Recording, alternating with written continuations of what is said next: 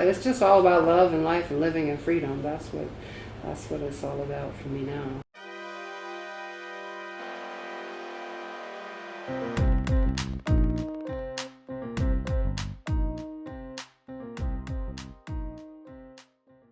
Welcome to the Rich Spinster podcast. This is Alexis. Thanks for joining me this week, everyone. It's a time to be alive, ain't it? The first thing I want to talk about, and the first thing that I learned this week, is that Kamala Harris does not give a damn anymore, people. Kamala Harris is fed up. Kamala Harris's give a damn has given completely out. And frankly, I am glad to see it. Let's be clear. Kamala Harris doesn't owe y'all shit. She does not owe y'all shit anymore. Listen, she gave what she could give. She tried to tell you. She begged. She pleaded.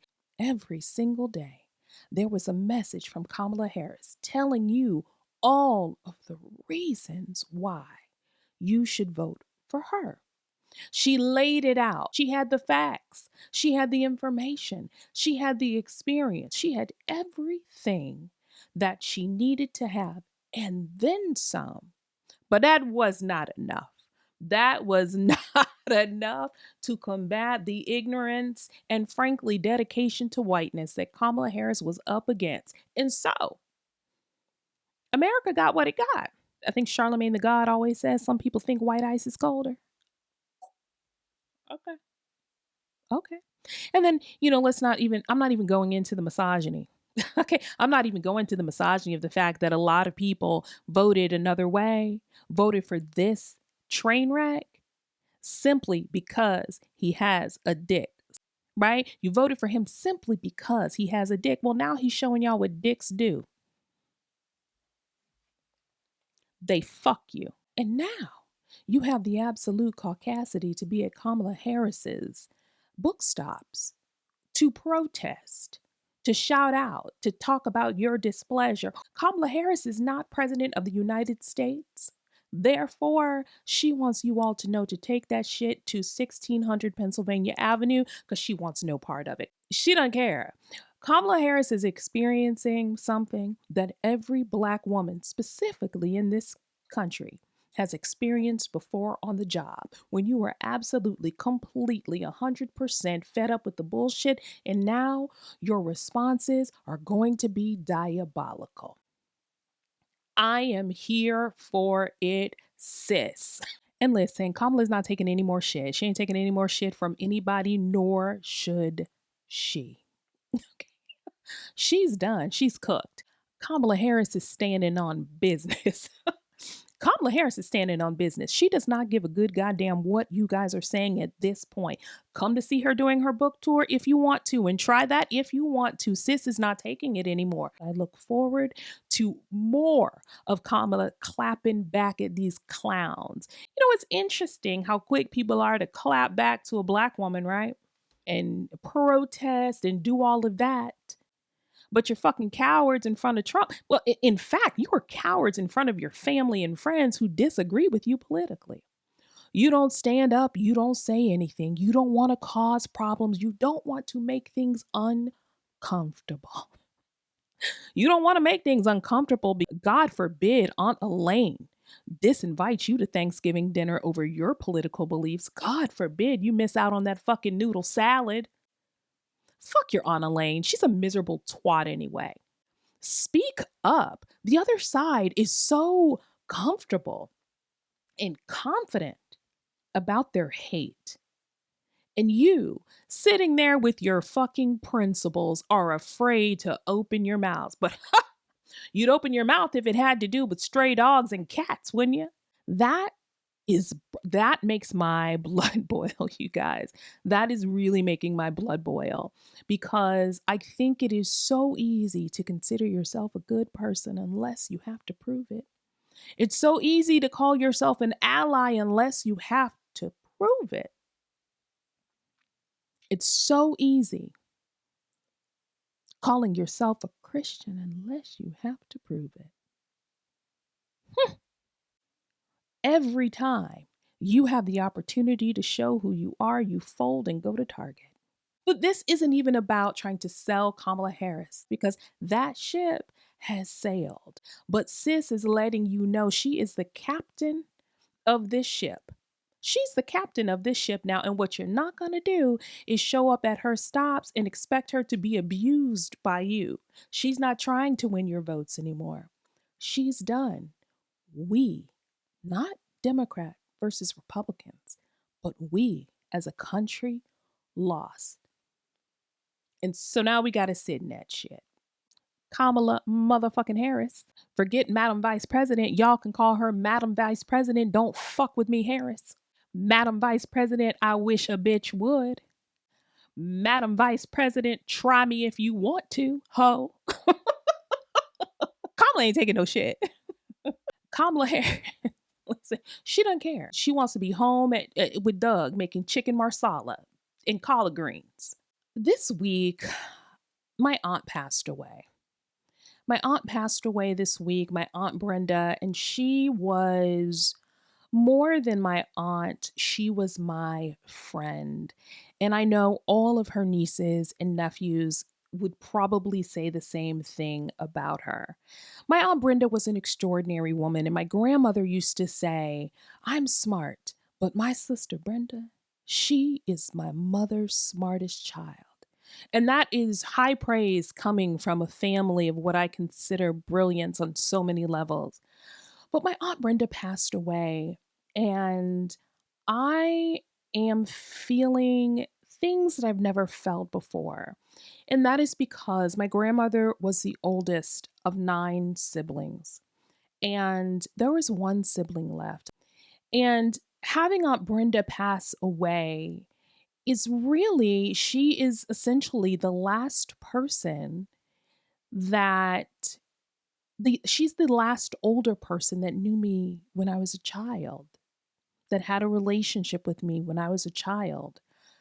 Most of my family was in another city. And so my brother and I, raised in a small town of Fort Myers, Florida, all of our cousins and aunties and uncles essentially were my godmother's children and my godmother's grandchildren. I didn't have a close bond with the family that was out of town because they were out of town essentially. But the ones that I did have a close bond with were my Aunt Brenda and my Uncle Bay, who would come down to Fort Myers along with my Aunt Lil and Uncle Melvin, and they would come down often and for holidays. And I remember just enjoying every New Year's Eve party and being so excited because they were coming to town. It's interesting when that older generation transitions out, how you feel, how you look at your life, how you look at your relationships, and what is important to you and what's not important to you. The idea of family is different for me now than it was when I was a child. Whereas in my life, my family has been handpicked and chosen based on love and respect and commonalities. Whereas a child, you're born into a family, to this tribe of people that you love because they are all that you know. And as you get older, when you find that some of these people are just amazing human beings, they're not just your aunts or your uncles, but they're amazing people. It gives you a different sort of appreciation. You know, my Aunt Brenda was a principal. She was an educator, much like my grandmother and many of her other siblings.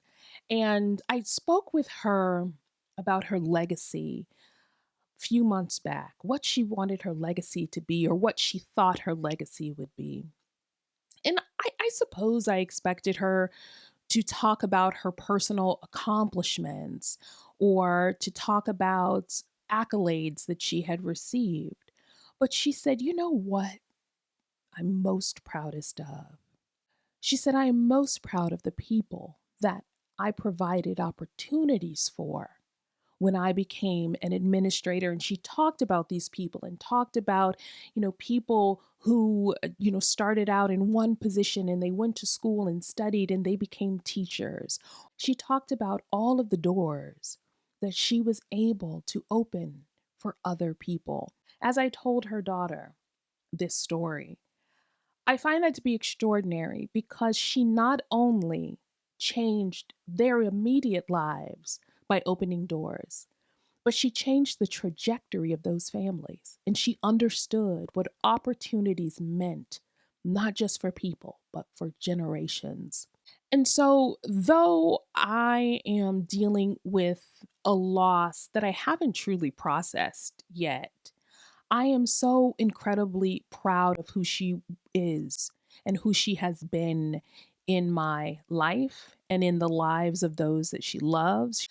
Aunt Brenda passed away last Tuesday, and I spoke with her Monday for 26 minutes. I looked on my phone and it was 26 minutes. And we talked for 26 minutes about everything under the sun as we did a few times a week. And I said, okay, Aunt Brenda, I won't call you tomorrow, but I will call you on Wednesday. And she said, okay, I always appreciate it. And then she said, wait, we have 4 months. And I said, 4 months for what? And she said, 4 months to perfect our Spanish so we can understand Bad Bunny at the Super Bowl. And that to me was the perfect send off. And so, Godspeed to my Aunt Brenda, who was one of the most incredible women that I have had the honor of knowing. Make sure that your highest standard is set for the people who say that they love you. I remember as a kid, hearing people say, if this person wasn't my family, I would never talk to them again. Or they would say, that's still my so and so, even though they did this to me. They would make excuses for your family. And I never will forget hearing someone say when I was a kid, your family will do you worse than anybody else. And I thought that was insane. Why? If these are the people who love you, if these are the people who are supposed to be there for you, if these are the people that you belong to, shouldn't they treat you better than anyone else? Shouldn't you be safer with them than with anyone else? Shouldn't they love you more than anyone else? That's a very high standard that I set for people who are close to me.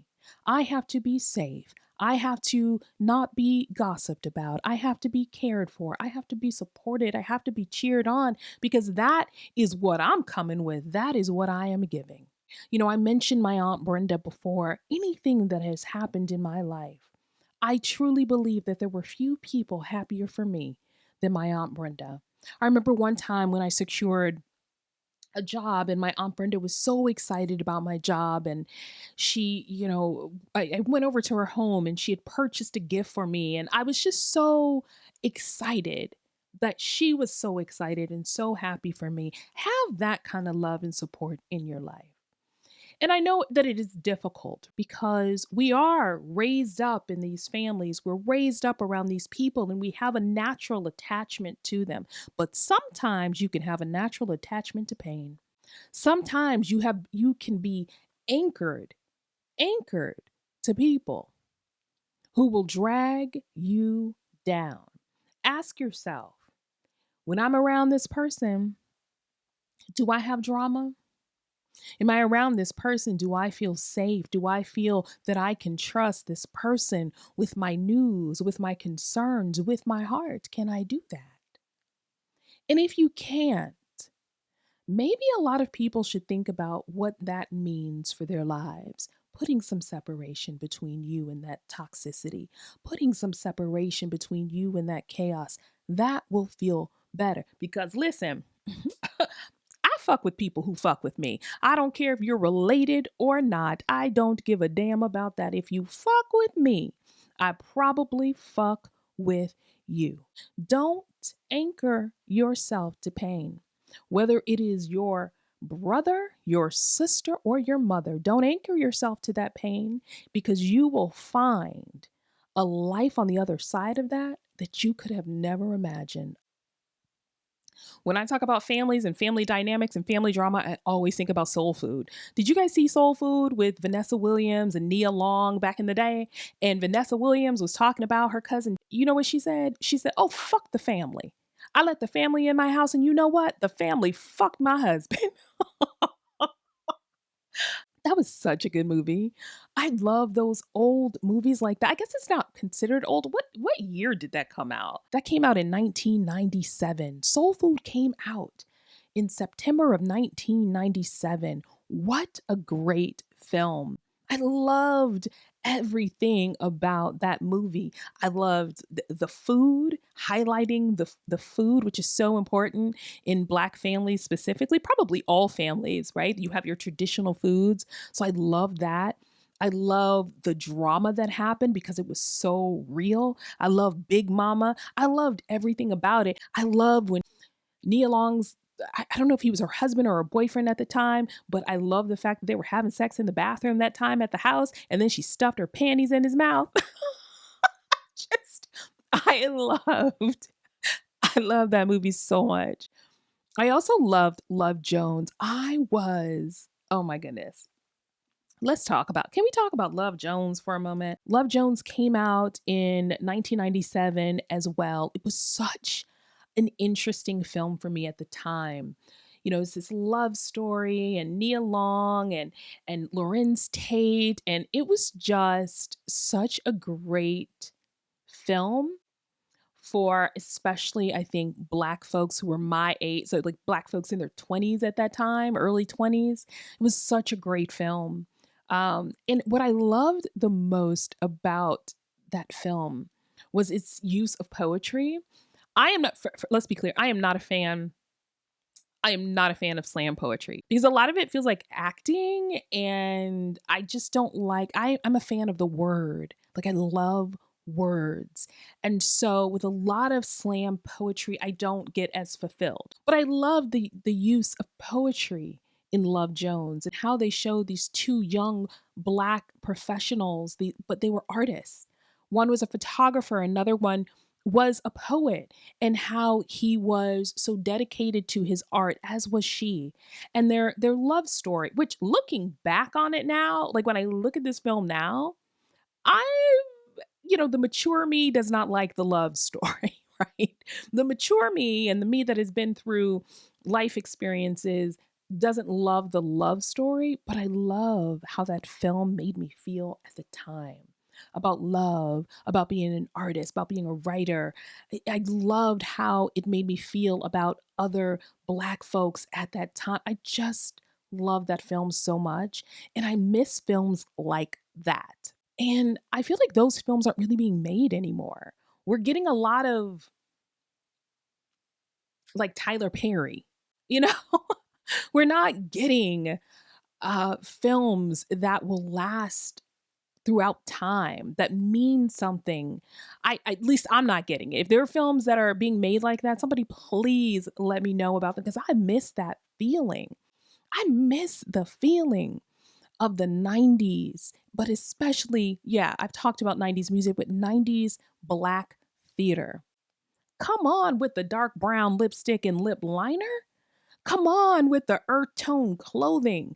Come on with Lisa Nicole Carson. Y'all remember Lisa Nicole Carson from Ally McBeal? She played the character of Josie in Love Jones. Busty, beautiful, big hair. Love her. What happened? The 90s took away Lisa Nicole Carson. Like, I don't know what the hell do we have now? I remember the poetry from Love Jones. Say, baby, can I be your slave? I've got to admit, girl, you're the shit, girl. And I'm digging you like a grave. Okay, so the poetry wasn't good, but you could not tell me at that time that he was not the blues in my left thigh, trying to become the funk in my right. Set It Off, listen. Set It Off. I remember seeing Set It Off. Let me tell you just how much society has changed. I remember watching Set It Off in the theater. Cleo, the character Cleo, played by Queen Latifah, kissed her girlfriend in the film, and people had had a response to that in the theater. There wasn't an over the top response, but there was definitely audible responses in the theater that I noticed. And I just found that so interesting to like look at how far society has come in some ways and how we've reverted in others. I also remember it like set it off and thinking like, you know what, if shit doesn't go right in my life, there are always options. Okay. I can always just say, you know what, I'm gonna set it off in this bitch. First of all, the number one black film of the 90s, I don't care what anybody says, is Malcolm X. Malcolm X. As a matter of fact, I want to revisit that film. I'm gonna have to watch that film again because though Denzel Washington won the Academy Award for Training Day, he should have won it for Malcolm X because the way he played El Hajj Malik Al Shabazz was next level. It was extraordinary theater, it was extraordinary writing, it was extraordinary production. I loved everything about that. And I remember when that film came out, everybody was wearing X shirts everywhere. X shirts, X. You know what? I need to get one. I need to get a Malcolm X. I need to just get an X hat. Remember Jason's lyric? Jason's lyric was also a really great 90s film. But you know what I remembered about Jason's lyric that turned me off from the film?